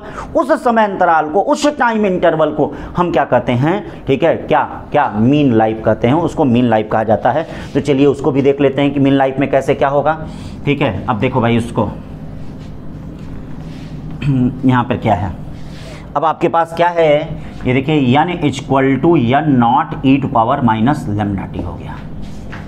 ठीक है भाई, n = n0 e⁻- क्या हो गया? ये देखिए n = n0 e⁻⁻λt, ये तो दिया है। अब देखिए t को हम क्या कर लेते हैं? टाउ कर लेते हैं, t को हम टाउ कर लेते हैं। देखिए t को हम टाउ कर लेते हैं, t को हमने टाउ कर लिया। बोलिए भाई, t को हमने टाउ कर लिया। अब देखिए इसी में हमको ये मीन लाइफ बताना है कि आखिरकार मीन लाइफ क्या है। तो t को हमने टाउ कर लिया, और टाउ है कितना? ये देखिएगा टाउ है 1/λ है। तो अब देखिए क्या हो जाएगा, n = n0 e⁻⁻λ 1/λ, लैम्डा कटा, या n = n0/e। मैंने आपसे कहा था कि e क्या होगा? 2.73। तो ये देखिए n0/2.73, या इसको सॉल्व करेंगे तो ये आएगा 0.37 n0, यह आएगा 1/e n0, या परसेंटेज में बनाएंगे तो आएगा 37% ऑफ n0 आएगा। तो देखिए, देख रहे हैं ना, अनडीके एटम बचे हुए एटम जो हैं वह मैक्सिमम वैल्यू का 37% हो जा रहे हैं। कितना परसेंट हो जा रहे हैं? 37% हो जा रहे हैं। 0.37 टाइम्स हो जा रहे हैं, 1/e टाइम्स हो जा रहे हैं। Is the called mean life, उसको क्या कहते हैं? मीन लाइफ कहते हैं। तो mean life is the time interval when each undecayed atom become 1/e 0.37 times और 37% of original number of atom. ठीक है, तो ये चीज़ ध्यान रखे रहिएगा। ये मीन लाइफ से हो गया। अब देखिए ये कहा जाता है कि मीन लाइफ और हाफ लाइफ में बड़ा कौन है। तो याद रखिएगा, मीन लाइफ और हाफ लाइफ में बड़ा कौन है। तो आइए देख लेते हैं, यहाँ से ये रिलेशन है, इन दोनों में कौन कितना परसेंट ज़्यादा है। तो चलो भाई, मीन लाइफ और हाफ लाइफ में कौन बड़ा है। तो ये देखो टाउ हो गया, टाउ = t½ अपॉन, आपको देखने से ही पता चल रहा होगा, ठीक है, कि टाउ बड़ा है। देखिए अब इससे अगर हम डिवाइड करते हैं तो 1.44 t½ आता है, ये आता है। ठीक है, मतलब टाउ जो है हाफ लाइफ का 1.44 टाइम है, और कितना परसेंट ज़्यादा है। तो ये याद रखिएगा कि मीन लाइफ इज 44%। ठीक है, मीन लाइफ इज 44%। ठीक है, मोर देन हाफ लाइफ, ये ध्यान रखे रहिएगा। ठीक है, यानी मीन लाइफ इज 44%। याद रखिए, ऐसे बोलेंगे तो ये बोलेंगे tau 1.44 times of t½ tau 1.44 times of t², या इस प्रकार से बोलेंगे तो ये बोलेंगे mean life is 44% more than half life. Mean life is 44% more than half life बोलेंगे। और एक बात याद रखे रहिएगा, ये जो आपका मीन लाइफ और हाफ लाइफ है, इस पे प्रेशर, एनी फिजिकल और एनी केमिकल चेंज का कोई इफेक्ट नहीं पड़ता है। तो ये देयर इज नो एनी, ठीक है, तो यहाँ याद रखिएगा, ठीक है, there is no effect of any physical और केमिकल चेंज। जैसे हम लोग पे इफेक्ट पड़ता है, कोरोना का भाई इस समय इफेक्ट पड़ा हुआ है, तो हम लोग की life, half life, mean life सब बदल जाएगी। लेकिन ये रेडियो एक्टिव सब्सटेंस पे नो कोरोना, कोई कोरोना का असर नहीं होगा। ठीक है, न any physical chemical change, there is no effect of any physical और chemical change on mean life. किस पे? ऑन मीन लाइफ एंड क्या? मीन लाइफ एंड, ठीक है, mean life and half life, कोई इफेक्ट नहीं पड़ता है, ये ध्यान दीजिएगा। ठीक है बेटा, तो ये आपका हो गया मीन लाइफ से संबंधित चीजें हो गई। इसको मैंने मीन लाइफ से संबंधित चीजों को बताया। अब आगे देखते हैं।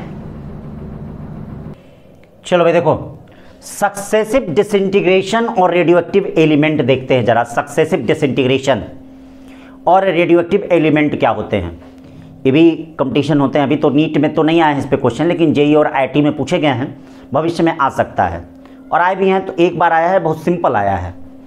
तो सक्सेसिव इंटीग्रेशन क्या होता है, जैसे मान लीजिए कोई रेडियोएक्टिव एलिमेंट जैसे ये है, देखिए भाई इसमें देखिए दो तरह की चीज़ें हैं, एक ए से बी बनता है, एक ए से सी बनता है, और एक इसी तरह का एक होता है कि कोई भी रेडियोएक्टिव सब्सटेंस दो वे से क्या होता है, डिसइंटीग्रेट होता है। एक वे से डिसइंटीग्रेट होता है बाई λ1 डी के कांस्टेंट और दूसरे वे से डिसइंटीग्रेट होता है बाई λ2 डी के कांस्टेंट। तो उससे भी रिलेटेड क्वेश्चन होता है, इसको अगले वाले में अभी बताएंगे। तो अभी देख लीजिए यहां पे क्या है, सक्सेसिव डिसइंटीग्रेशन, ठीक है, एंड रेडियोएक्टिव एलिमेंट। तो मान लीजिए कोई रेडियोएक्टिव एलिमेंट है जिसका इनिशियल मात्रा n0 है और इसकी बची हुई मात्रा जो n1 है और इसका डीके कांस्टेंट λ1 है। तो यहां ध्यान दीजिएगा n1 इक्वल टू कितना हो जाएगा, n1 equal to n0 e power minus lambda T हो जाएगा। क्यों भाई, n1 equal to e power minus lambda क्या हो गया, ये t हो गया। और ये देखिए, ठीक है, इसका जो है जो b बना, इस b का जो डिसइंटीग्रेशन कांस्टेंट है या डी के कांस्टेंट और लैम्डा टी है।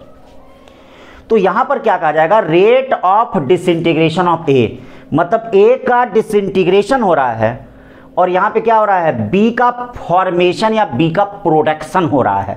बोलो बोलो, दिमाग में बैठ रहा है, दिमाग बैठ रहा है। यहां पे रेट ऑफ डिसइंटीग्रेशन ऑफ ए हो रहा है, ए का डिसइंटीग्रेशन हो रहा है, अब बी का फॉर्मेशन हो रहा है। तो क्या कहा जाएगा, या तो rate of disintegration of a λ1 n1, λ1 n1 हो गया, ठीक है, λ1 क्या हो गया, n1 हो गया, जो इसकी मात्रा है, बची हुई मात्रा है, ठीक है, या रेट ऑफ प्रोडक्शन ऑफ ये क्या हो गया, बी हो गया, रेट ऑफ प्रोडक्शन ऑफ क्या हो गया, ये बी हो गया। Rate of disintegration of B, rate of disintegration of B, या रेट ऑफ प्रोडक्शन या rate of formation of C, rate of formation of C क्या हो गया, B equal to rate of disintegration B कितना हो गया, बी का ए का डिसइंटीग्रेशन, ए का यहां पर ए हो गया और ये बी हो गया, बी का क्या हो गया, λ2 n2 हो गया, रेट ऑफ प्रोडक्शन ऑफ सी हो गया ये। अब इसी में कहा जाता है रेडियोएक्टिव इक्विलिब्रियम क्या है, ठीक है, रेडियोएक्टिव इक्विलिब्रियम देखिएगा, वो हेडिंग है रेडियोएक्टिव, ठीक है। इक्विलिब्रियम क्या है, तो चलिए भाई रेडियोएक्टिव इक्विलिब्रियम क्या है, रेडियोएक्टिव इक्विलिब्रियम क्या होता है, ठीक है, रेडियोएक्टिव इक्विलिब्रियम क्या होता है, तो ये होता है rate of disintegration of A, rate of disintegration of A equal to rate of disintegration of B, उसको रेडियोएक्टिव इक्विलिब्रियम कहते हैं। Rate of disintegration of A equal to rate of disintegration of B is called radioactive equilibrium कहते हैं। यानी इसमें क्या होता है, λ1 n1 इक्वल टू λ2 n2 या λ1 upon λ2 equal to n2 upon n1, या इसके देखिए lambda inversely proportional to tau होता है या टाउ2 अपॉन टाउ1। लैम्डा इनवर्सली प्रोपोर्शनल टू क्या होता है, ठीक है, lambda inversely proportional to tau होता है और इनवर्सली टाउ और lambda inversely proportional to half life भी होता है।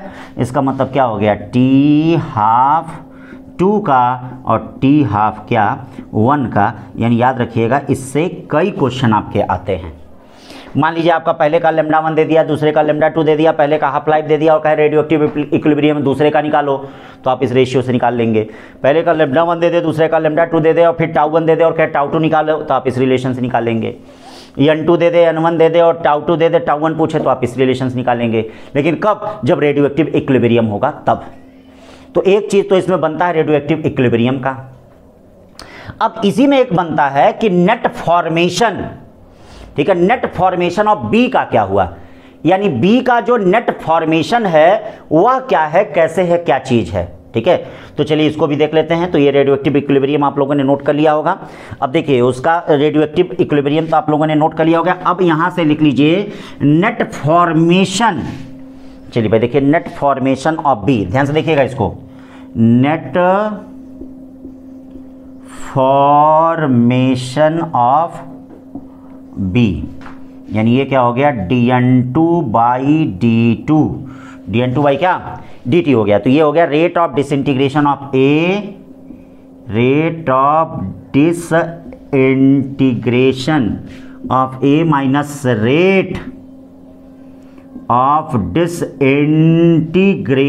ऑफ बी, ये हो गया, या dn2 upon dt equal to, dn2 upon dt equal to क्या हो गया, dn2 upon dt equal to, ये देखिए हो गया, ये हो गया λ1 n1 माइनस λ2 n2, या dn2 upon dt equal plus λ2 n2 equal to λ1 n1 हो गया। λ1 क्या हो गया, n1 हो गया। ध्यान दीजिएगा, λ1 क्या हो गया, n1 हो गया, λ1 n1 हो गया। ठीक है भाई, तो इस तरह से ये चीज़ आ गई। अब क्या है यहाँ पे, λ1 n1 हो गया। अब मान लीजिए यहाँ पे चूंकि इसका हम डेरिवेशन कर रहे हैं, तो मान लीजिए t इक्वल टू 0 पे, ध्यान दीजिएगा t इक्वल टू 0 पे जो इनिशियल मात्रा होगी वह n0 होगी, होगी कि नहीं। तो t इक्वल टू t पे हमको n बताना है, n2 बताना है कि क्या होगा, t इक्वल टू t पे n2 बताना है। तो अब देखिए क्या हो जाएगा, यहाँ से dn2 upon dt equal to λ2 n2 sorry plus equal to lambda, ये देखिए n1 की वैल्यू क्या है, n1 e to power minus λ1t, क्यों, यही तो वैल्यू है, n1 e to power minus λ1t, और ये देखिए क्या है, ठीक है, λ1 n1 and not e to power minus λ1t। आ गया कि नहीं, ये आ गया, इसको थोड़ा ध्यान दीजिएगा। अब इसके बाद बेटा क्या है, यहाँ डिफरेंशियल इक्वेशन होगा, मतलब इसके बाद डिफरेंशिएशन इंटीग्रेशन होगा, तो हमें n2 की वैल्यू मिलेगी। मतलब ये है क्या, ये जो n2 है, पूछा जाता है, इसमें क्वेश्चन पूछा जाता है, अगर फार्मूला आपको याद होगा तब तो बड़ी अच्छी बात है। तो यहाँ से आपसे पूछा जाएगा कि n2 की वैल्यू क्या है।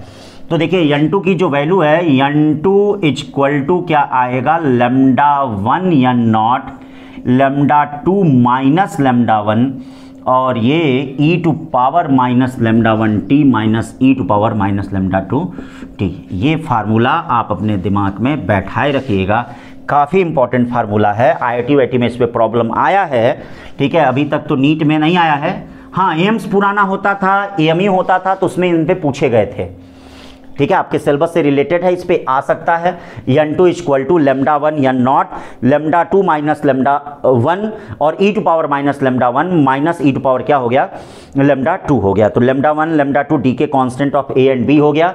ये देखिए a का डी के कांस्टेंट है और b का डी के कांस्टेंट है। तो क्वेश्चन में ऐसे देता है कि अगर मान लीजिए सक्सेसिव डिसइंटीग्रेशन है, a से b बना, b से c बना, a का डिसइंटीग्रेशन कांस्टेंट λ1 है, b का क्या है, λ2 है, और a की इनिशियल मात्रा अगर n0 है, ठीक है, तो 10 सेकंड के बाद, 20 सेकंड के बाद n2 की मात्रा बताइए। मतलब n2 क्या है, ठीक है, इसकी मात्रा बताइए, मतलब इसकी बची हुई मात्रा बताइए। n1 तो इसकी बची हुई मात्रा है, n1 इसकी बची हुई मात्रा है। Rate of disintegration of a, n1 इसकी बची हुई मात्रा है, ये ध्यान दीजिएगा, n1 इसकी a की बची हुई मात्रा है, a की बची हुई मात्रा है, ठीक है, और n2 क्या है, n2 b की बची हुई मात्रा है। ये देखिएगा, ध्यान दीजिएगा, छोटी छोटी बातें, बहुत ही बेसिक बातें बेटा, ठीक है, जिस पे हमने बताया। तो ये सक्सेसिव डिसइंटीग्रेशन से दो चीजें आती हैं, एक रेडियो एक्टिव इक्विलिब्रियम आता है। रेडियो एक्टिव इक्विलिब्रियम का मतलब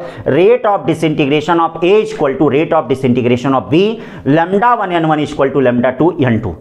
और दूसरा आता है rate of formation of b, rate of formation of B आता है। तो rate of formation of B क्या हो जाएगा, dn2 upon dt equal to rate of disintegration of a minus rate of disintegration of b, यानी dn2 upon dt equal to λ1 n1 minus λ2 n2। इसको हम disintegrate करेंगे, इंटीग्रेट करेंगे, ठीक है, डिफरेंशियल इक्वेशन को सॉल्व करेंगे। तो n2 equal to λ1 n0 λ2 minus λ1 e to power minus λ1t minus e to power minus λ2t, जहां n0 a की इनिशियल मात्रा है। तो ये सक्सेसिव इंटीग्रेशन क्वेश्चन आता है। अब इसी में देख देते हैं कि अगर कोई भी रेडियोएक्टिव सब्सटेंस दो वे से डीके होता है तो क्या उसका बनता है, दो वे से डीके होता है। अब देखिए बेटा, मान लीजिए कोई न्यूक्लियाई है, ठीक है, अब जैसे इसके पहले आपने देखा सक्सेसिव डिसइंटीग्रेट हो रहा था, एक ए के बाद बी बन रहा था, बी के बाद सी बन रहा था। लेकिन मान लीजिए किसी भी न्यूक्लियाई को हम साइमल्टेनियसली दो प्रोसेस से, मतलब प्रोसेस दो है, कोई एक हो सकता है, कोई प्रोसेस 1 हो, एक प्रोसेस 2 हो, इस प्रोसेस से अगर हम डिसइंटीग्रेट कराते हैं तो अगर प्रोसेस अलग होगा तो उसका डीके कांस्टेंट भी अलग हो जाएगा। भाई नेचर ऑफ सब्सटेंस पे डिपेंड करता है ना। तो प्रोसेस मान लीजिए ये आपका है, इसका डीके कांस्टेंट लैम्डा है, लैम्डा डीके कांस्टेंट है, इसकी हाफ लाइफ टी हाफ है, इसका जो मीन लाइफ है वो टाउ है। अगर मान लीजिए प्रोसेस 1 से हमने डिसइंटीग्रेट कराया तो ये देखिए 1 बना, 1 बना, और अगर हम प्रोसेस 2 से डिसइंटीग्रेट करा रहे हैं तो क्या बन रहा है, 2 बन रहा है। अगर इनके मीन लाइफ लैम्डा 1 है, इनका हाफ लाइफ टी है, ये डीके कांस्टेंट लैम्डा 1 है, मीन लाइफ टाउ 1 है, इनका डीके कांस्टेंट लैम्डा 2 है, ये टी हाफ 2 है, ये टाउ 2 है, तो क्या रिलेशन होगा, कैसे कैसे क्या चीजें होंगी, आपको इसको जरा बताना है। ठीक है बेटा, तो कैसे कैसे रिलेशन होगा, कैसे कैसे क्या चीजें होंगी, जरा ध्यान दीजिए, इनको आपको बताना है कि lambda 1 T half 1 tau 1 lambda 2 T half 2 और टाउ 2 अगर इस प्रकार से दिया है तो क्या रिलेशन इसमें होगा।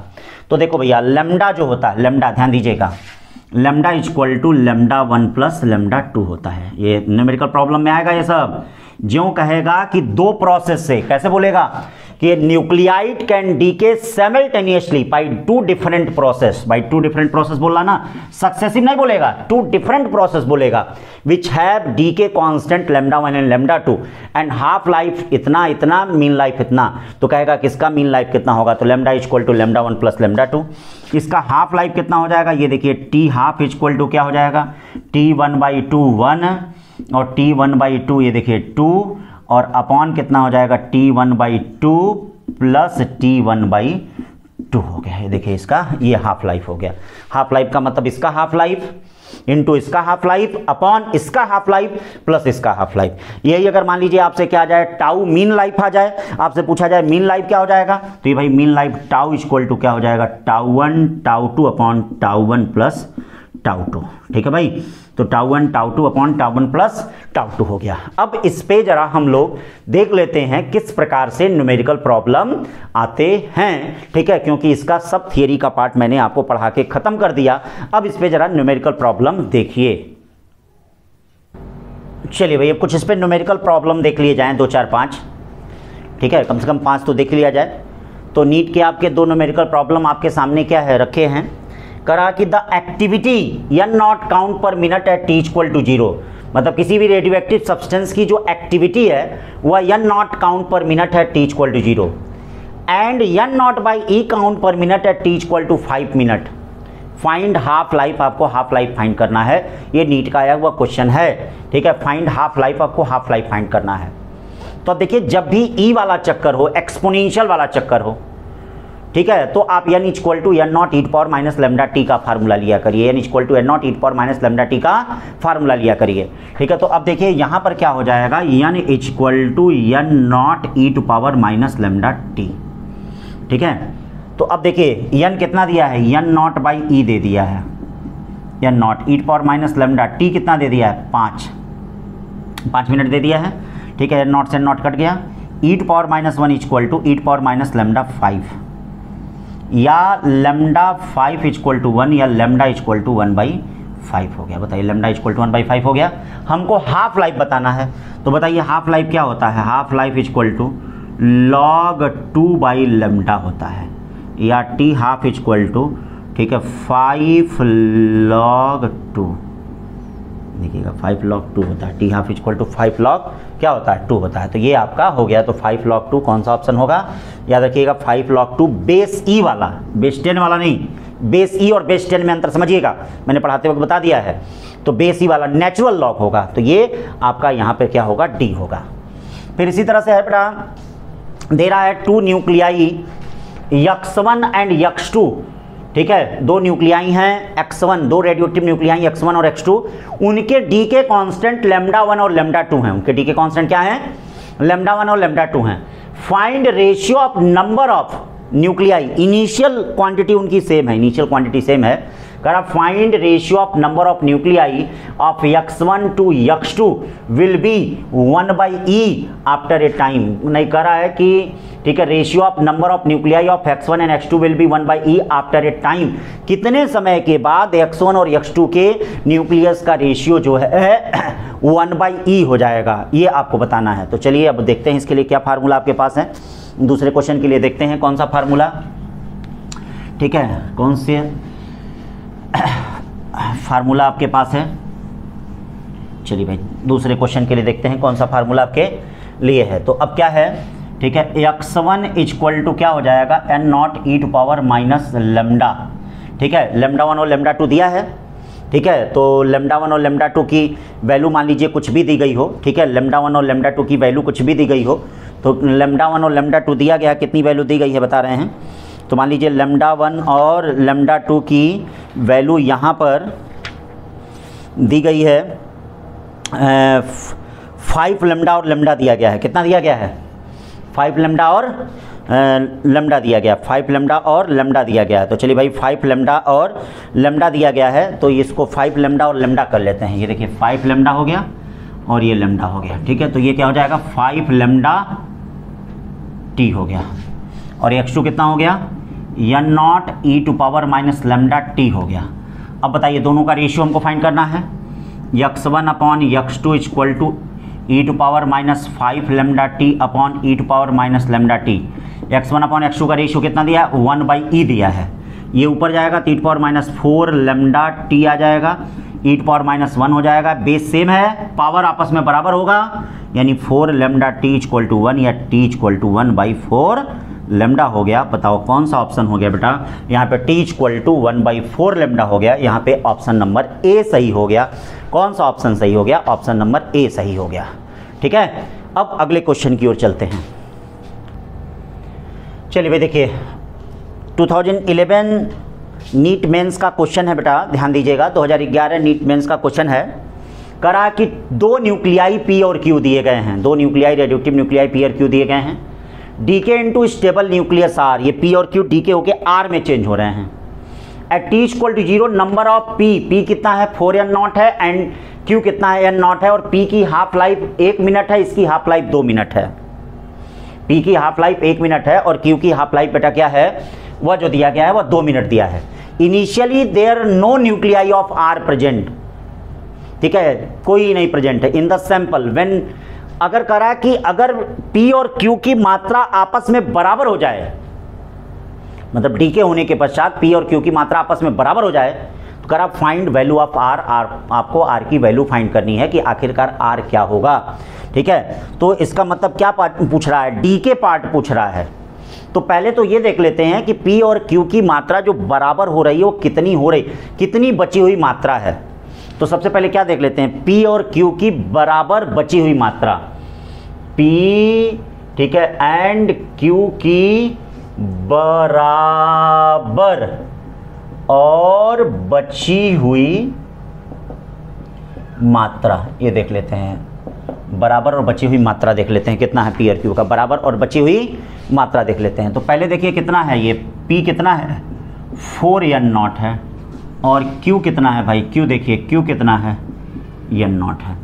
इसकी हाफ लाइफ कितनी है, इसकी हाफ लाइफ, इसका जो हाफ लाइफ है वह 1 मिनट है, और इसका जो हाफ लाइफ है वह 2 मिनट है। चलिए ठीक है भाई, इसका हाफ लाइफ जो है 1 मिनट है, इसका हाफ लाइफ जो है वह 2 मिनट है, इसका हाफ लाइफ 1 मिनट है और इसका हाफ लाइफ कितना दिया गया है, 2 मिनट दिया गया है। तो अब ये देखिए दिया गया है, ये हाफ लाइफ दिए जा रहे हैं। कह रहा है क्वेश्चन में कि at a time t equal to 0 number of p species are 4 not, ठीक है। हाफ लाइफ ऑफ जो p दिया है 1 मिनट दिया है, और हाफ लाइफ ऑफ जो q दिया है, q का जो हाफ लाइफ दिया है, q का जो हाफ लाइफ दे रहा है देखिए वह 2 मिनट दे रहा है, q का जो हाफ लाइफ दे रहा है वह 2 मिनट दे रहा है, ठीक है। तो q का हाफ लाइफ 2 मिनट दे रहा है। तो कह रहा है कि अगर p और q की बराबर मात्रा हो जाए तो उस कंडीशन में r क्या होगा। तो हम बची हुई मात्रा निकाल लेते हैं, अब फिर उसमें से पूरी मात्रा को अगर माइनस कर देंगे तो क्या ये क्वेश्चन सॉल्व हो जाएगा कि नहीं, बताइए भाई, क्वेश्चन सॉल्व हो जाएगा। तो चलिए देखते हैं, सबसे पहली चीज़ क्या है, इसकी देखिए 4n नॉट है, तो ये बताओ 2 मिनट में ये क्या होगा, ये 2 मिनट में क्या होगा, ये 2 मिनट में 2 बार टीके होगा। पहले तो 1 मिनट में 4n नॉट से 2n नॉट होगा, फिर 2n नॉट से n नॉट होगा, आइए 2 मिनट में एक ही बार होगा, n नॉट बाई 2 हो जाएगा। फिर अगले 2 मिनट में देख लेते हैं क्या है, अगले 2 मिनट में ये देखिए n नॉट बाई 2 होगा, ये n नॉट बाई 2 होगा, ये क्यों n नॉट बाई 2 होगा, सॉरी n नॉट बाई 2 यहाँ हो गया, यहाँ n नॉट बाई 4 होगा। बोलो भाई, अगले 2 मिनट में ही तो होगा। इसकी हाफ लाइफ कितनी है, 2 मिनट है, तो ये अपनी मात्रा का आधा हो जाएगा, यानी n नॉट बाई 4 हो गया। देखिए कितने सिंपल, ठीक है, जुगाड़ू क्वेश्चन एकदम आ रहे हैं। अब ये देखिए 2 मिनट में 2n नॉट का, ठीक है, ये एन नॉट हुआ है, तो ये 2 मिनट में 2 बार डीके होगा, क्योंकि इसकी हाफ लाइफ 1 मिनट है, तो एक बार एन नॉट बाई 2 होगा और अगले मिनट में क्या होगा, एन नॉट बाई 4 होगा। तो एन नॉट बाई 2 हो गया और अगले 1 मिनट में क्या हो गया, एन नॉट बाई 4 हो गया। तो बताइए क्या इसकी मात्रा यही तो है, बची हुई मात्रा। ठीक है, अब ठीक है, डी के मात्रा क्या है, क्योंकि आर जो है वह क्या है, आर क्या है, आर क्या, निकली हुई मात्रा है, निकली हुई मात्रा, याद रखिएगा आर क्या है, निकली हुई मात्रा, निकले का मतलब डी के। तो अब ये देखिए 4 एन नॉट में से एन नॉट बाई 4 निकालेंगे, चलिए 4 एन नॉट में से एन नॉट बाई 4 निकालेंगे तो बताइए क्या हो गया, 4 चौके 16, 16 में से 1 गया, कितना बचा, 15 एन नॉट बाई 4 हो गया, हो गया। एन में से एन नॉट बाई 4 निकालेंगे, एन नॉट माइनस एन, ये भाई ये तो हो गया, ये इनिशियल मात्रा है, ये बची हुई मात्रा है, बची हुई मात्रा है। तो डी के, आर का मतलब डी के जो निकला है उसको निकालना है, तो N not minus N not by 4 यानी कितना हो गया, 3 एन नॉट बाई 4। अब कुल कितना हो गया, आर इक्वल टू हो गया 15 N not by 4 plus 3 N not by 4, 15 3 कितना हो गया, 18 यानी 9/2 एन नॉट। 9/2 एन नॉट का मतलब कौन सा ऑप्शन सही हो गया, सी वाला ऑप्शन सही हो गया। कौन सा ऑप्शन सही हो गया, सी वाला। तो देखिए कितने अच्छे अच्छे क्वेश्चन आ रहे हैं। तो ये हमारा तीसरा क्वेश्चन हो गया, 1-2 क्वेश्चन और देख लेते हैं। अब देखिए भाई ये क्वेश्चन है आपके, कुछ इंपॉर्टेंट क्वेश्चन हैं, आसान है, सिंपल है। जो भी करा रहे हैं बेटा नीट और जेई लेवल का एकदम सिंपल क्वेश्चन करा रहे हैं, उसी पे क्वेश्चन चीज़ें आती हैं। एडवांस लेवल के लिए आपको थोड़ा सा कैलकुलेशन और अच्छी बातें याद रखने रहिएगा, तो इसके लिए अलग से जो सीरीज चलेगी उसमें एडवांस लेवल के क्वेश्चन चलेंगे। और बेटा मैंने नीट के जो प्रीवियस ईयर के इसके क्वेश्चन हैं और एनसीईआरटी एग्जाम्पलर के जो ऑब्जेक्टिव क्वेश्चन हैं उसका मैंने इसी चैनल पे कॉन्सेप्ट ऑफ कॉम्पिटिटिव फिजिक्स, ठीक है, विद एसकेआर सर पे मैंने आपको बना दिया है सारा चीज़। तो इस चैनल को बेटा क्या है, सभी लोग इस पर कई चीज़ें हैं, कई इंपॉर्टेंट चीज़ें हैं, ठीक है, अगर आप ध्यान से देखेंगे तो उस पर सब आपके मेडिकल और जेई के लिए क्या है, काफ़ी इंपॉर्टेंट आपको मिलेगा। तो प्लीज़ उसको, ठीक है, जो नीडी लोग हैं उधर भी क्या है भेज दीजिए, सब्सक्राइब कर लें लोग इधर उधर, और जिनको ज़रूरत हो, ठीक है, जहाँ से भी हो जन जन तक ये प्रकाश पहुँचे, लोग पढ़ें, ठीक है, और इसका लाभ लें और अपने आप को क्या है, जो भी उनका लक्ष्य है उसको क्या है, ठीक है, उसको भेज सकें। यही हम लोग की इच्छा है बेटा, ठीक है। और जितना हो सके उतना डॉक्टर निकलें, ठीक है, जितना हो सके अच्छे से अच्छे ITNs निकलें, ठीक है, यही हम लोग चाहते हैं बेटा। तो अब यहाँ पर देखिए क्या है, क्वेश्चन करा है, sample of radioactive has mass 10 gram at T=0, find mass after 2 mean life, find mass after 2 mean life, 2 mean life के बाद मास फाइंड करना है। तो मास के लिए m = m not e⁻ λT हो गया। t का मतलब 2 मीन लाइफ, यानी m = m not e⁻ λT कितना हो गया, 2/λ, ये कट गया, m नॉट e⁻² या m नॉट अपॉन e का स्क्वायर, या m = m नॉट कितना है, 10 है, e का स्क्वायर का मतलब 2.73 मैंने आपको बताया था, e की वैल्यू क्यों बताया था। देखिए कितना सिंपल क्वेश्चन है। अब इसको अगर 2.73 का आप अगर वह करेंगे तो करीब, ठीक है, 3 रहता तो 9 आता, ये करीब आपका 7 से 8 के बीच में होगा, 7 से 8 के बीच में, और इसमें अगर आप डिवाइड करेंगे तो ये 1.35 ग्राम के आसपास आएगा। तो इसका मतलब कौन सा ऑप्शन हो गया, डी वाला। तो थोड़ा कैलकुलेशन के लिए सतर्क रहिए और आसपास से के मल्टीप्लाई किया करिए। आसपास का मल्टीप्लाई करने का मतलब, जैसे ये देखने में लग रहा है कि अगर 3 रहता 9 रहता, तो इसका मतलब 8 तो होगा नहीं, 8 से थोड़ा कम होगा, तो इसका मतलब 8 अगर आता तो 1.25 आता, 8 से कम होगा तो उससे देखिए थोड़ा ज़्यादा आया, 1.35 ग्राम आया। तो इस पर ध्यान दीजिएगा, ठीक। अब देखिए इसी पे लास्ट क्वेश्चन जो है बेटा, यहाँ पे लास्ट क्वेश्चन जो है वह क्या करा है, at any instant the ratio of amount of radioactive substance, देखिए at any instant the ratio of amount of radioactive substance is 2:1, यानी n नॉट का जो रेशियो 2:1 है। If there half life 12 and 16 hours, half life 12 and 16 hours, after 2 days what will be the ratio of substance. तो अब देखिए ऐसे question जहाँ 1-2 वाले आए हैं, ठीक है, उनको n = n नॉट 1/2 से सॉल्व करना चाहिए, उनको n = n नॉट 1/2 से सॉल्व करना चाहिए। तो बेटा देखिए इसके लिए अगर हम सॉल्व कर रहे हैं तो हमारे पास क्या फार्मूला है, n1 = n नॉट क्या दिया है 2, 1/2 टू पावर n। n क्या होता है? Total time upon half life. ठीक है, टोटल टाइम का मतलब 2 × 24 अपॉन पहले का हाफ लाइफ कितना है? 12। 2 × 24 समझ रहे हो क्यों? क्योंकि 2 दिन है और एक दिन में 24 घंटा होता है। अपॉन n2 इक्वल टू क्या हो जाएगा? n2, ये देखिए इसका 1 है, n1 और इसका रेशियो क्या है? 2:1 है। तो ये देखिए 1/2 टू पावर 2 इंटू 24 अपॉन इसका कितना है? 16 घंटा। भाई total time upon half life n होता है ना। तो अब ये देखिए n1 upon n2 equal to 2 और ये हो गया 1/2 पे कितना? 2, ये हो गया 4 या 1/2 ये कितना हो गया? ठीक है, 1/2 पे 3। क्यों? 1/2 पे 3 हो गया। देखिए भाई 2 से 8, 8 से 3 बार जाएगा और ये 2 दूनी 4। अब अगर हम इसको कट कर रहे हैं, ये देखिए अगर हम इसको कट कर रहे हैं तो क्या आता है? ये आएगा 2 × 1/2। 2 कटा कितना आया? 1/1। यानी n1/n2 का रेशियो कितना हो गया? 1/1। तो इस तरह से बेटा ठीक है, इन 5 लेक्चरों में lecture 1, lecture 2, lecture 3, lecture 4, lecture 5 में मैंने न्यूक्लियाई आपका ख़त्म कर दिया। तो मॉडर्न फिजिक्स की सीरीज में पहला मैंने आपको क्या बताया? क्वांटम फिजिक्स मतलब, ठीक है, क्वांटम फिजिक्स का मतलब, क्वांटम फिजिक्स को मैंने आपको बताया पहले लेक्चर में, 4-5 लेक्चर में आपका चला था। ठीक है, फोटान वाला चैप्टर, डी ब्रॉगली वेवलेंथ वाला, डुअल नेचर वाला। फिर आपको मैंने ठीक है 4 लेक्चर में आपका एटम्स, 3 लेक्चर में हमने एटम्स बताया था और ये 5 लेक्चर में आपका न्यूक्लियाई हो गया। अब इसके आगे मैं सेमीकंडक्टर ठीक है और लॉजिक गेट का पार्ट शुरू करूंगा, जिससे 3 क्वेश्चन कम से कम आपके नीट और जेईई में आते हैं, जो बहुत इंपॉर्टेंट है बेटा। ठीक है, तो इस पार्ट को देखते रहिए, पढ़ते रहिए, घर पे पूरा 2 महीना आपके पास समय है।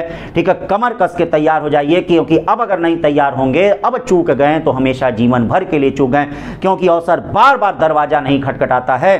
ठीक है, इतना अच्छा मौका मिला है कि आपको तैयारी का इतना समय मिल गया। ऐसा आपका जुलाई में हुआ था, जुलाई में हुआ था तो उसमें कई ऐसे बच्चे जो तहलका मचा दिए थे, जो पढ़े थे, और जो नहीं पढ़े थे, जो नहीं पढ़े घूमे, वो अपने आप को बर्बाद कर दिए। तो बेटा इस वीडियो को देखते रहिए, ठीक है, लाइक करते रहिए, इधर उधर भेजते रहिए, जितना हो सके लोगों के पास क्या है पहुँचे। ठीक है, लोग इसका लाभ लें। ठीक है, और जो भी बड़ा बनाया जा रहा है आप लोगों के लिए, मेहनत किया जा रहा है, आप लोग भी मेहनत करिए। और जब हम दोनों लोगों की मेहनत की फ्रीक्वेंसी मिलेगी, देखिएगा तो रिजल्ट ज़बरदस्त होगा। आज के लिए इतना ही, थैंक यू।